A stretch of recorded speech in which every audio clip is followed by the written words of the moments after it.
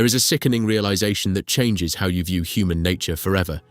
You are sitting on the edge of your bed, or perhaps alone in your parked car, staring at a lifeless screen. You gave them your time. You gave them your energy. You offered your absolute loyalty. And what did you get in return? Indifference. The subtle, agonizing shift in their tone. The delayed replies. The unmistakable, sinking feeling that you are no longer a priority, but merely an option. They have become comfortable. Too comfortable. Most people react to this pain by doing more. You try to fix it. You overcommunicate.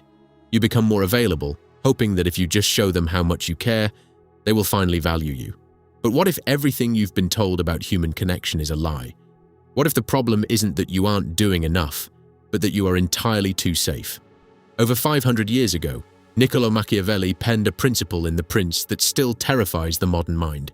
He wrote, "It is much safer to be feared than loved." Society conditions us to believe that loyalty is built on endless sacrifice. We are told to be selfless, always present, always accommodating. But human behavior reveals a much darker, unvarnished truth. Love without respect is just convenience. Machiavelli understood that love is an obligation, easily broken when it serves human self-interest. But fear, specifically, the psychological dread of losing something valuable, never fails. We are not talking about physical fear. We are talking about the invisible, psychological terror of losing your presence. If they know you will never leave, if your attention is a guaranteed, infinite resource, your value drops to zero. Welcome to the psychology of making people fear losing you. The first hidden problem is something you do every single day without realizing it. You are an open book. Most people fail to notice this because they confuse transparency with intimacy. They assume that being constantly accessible proves their loyalty. Imagine a vault filled with gold. If the door is left wide open, unguarded, day and night, people will walk past it without a second glance. It becomes part of the scenery. But lock that vault, put a guard in front of it, and suddenly, everyone wants to know what is inside. The psychological mechanism at play here is habituation. When a stimulus is constant, the human brain literally stops processing it. By always being available, you trigger habituation. You wire their brain to stop perceiving your value. The practical insight is brutal but necessary. Scarcity is the engine of value.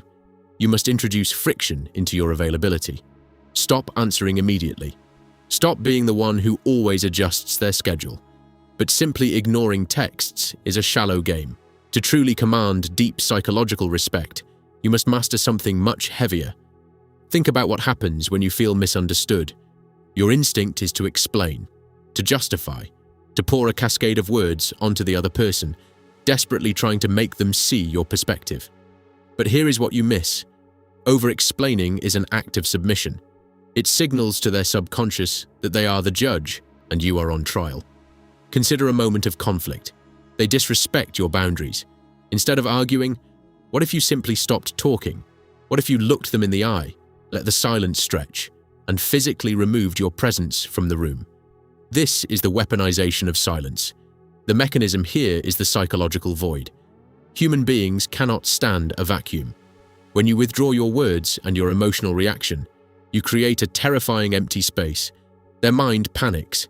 They begin to project their own insecurities into that void. They start wondering what you are thinking, what you are planning, and if they have pushed you too far. Silence is the ultimate display of control. But silence is only a shield. To become truly irreplaceable, we must look at the foundation of your life. And this is where most people completely fall apart. The deepest reason people take advantage of you is that they can subconsciously sense you need them.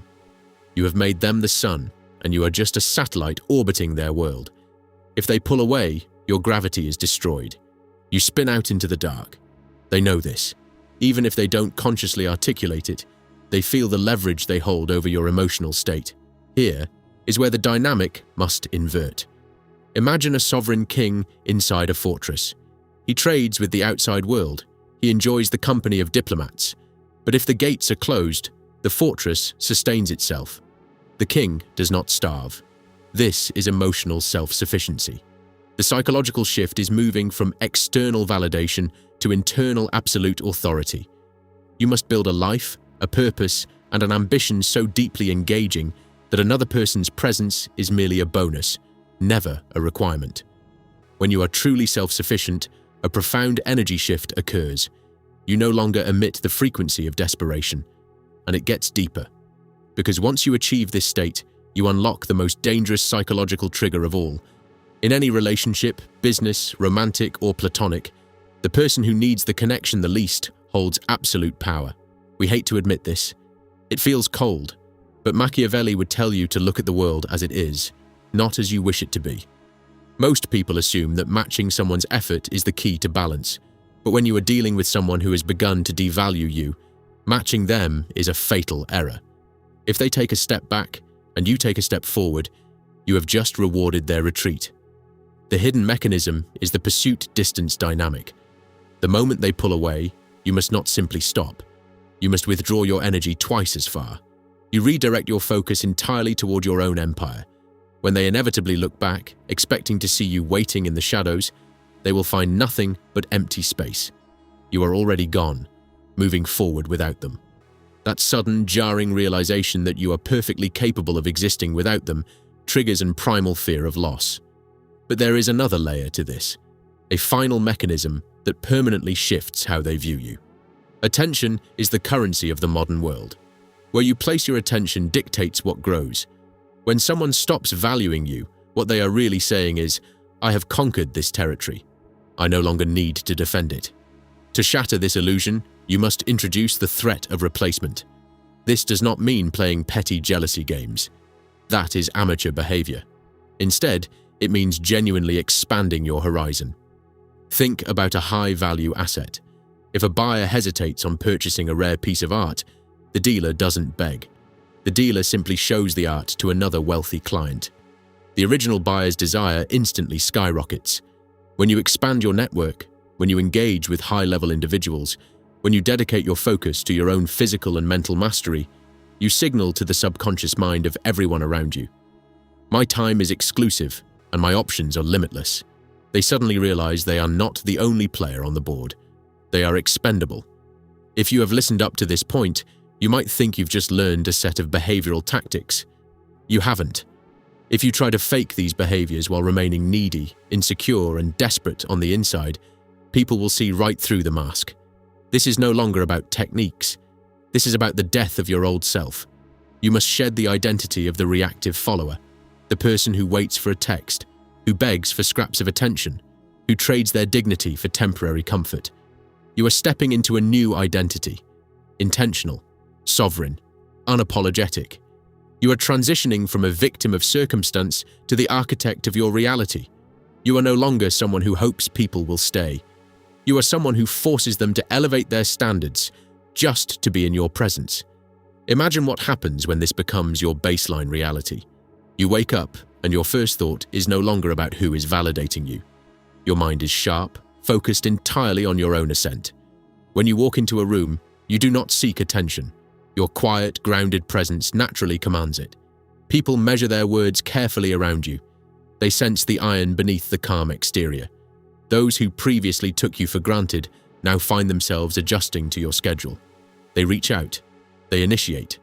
Because they finally understand that the door to your life locks from the inside, and you are not afraid to use the key. Your life transforms from a frantic chase into a magnetic pull. We started by looking at that painful moment of being ignored, sitting in the dark, feeling the sting of indifference. You now understand that indifference was never a reflection of your worth. It was a reflection of your strategy. You were simply playing a game of love in a world governed by power and human nature. Machiavelli was right, but the fear he spoke of isn't the fear of a tyrant. It is the profound, undeniable respect for a sovereign individual who refuses to be treated as ordinary. You do not need to demand respect. You simply need to become the kind of person they cannot afford to lose. If this paradigm shift changed how you view your own value, if you are serious about killing the old, reactive version of yourself and stepping into absolute self-mastery, then do not just watch this and return to your old habits. Subscribe to this channel, join the protocol, and begin the work. The empire is yours to build. Act accordingly.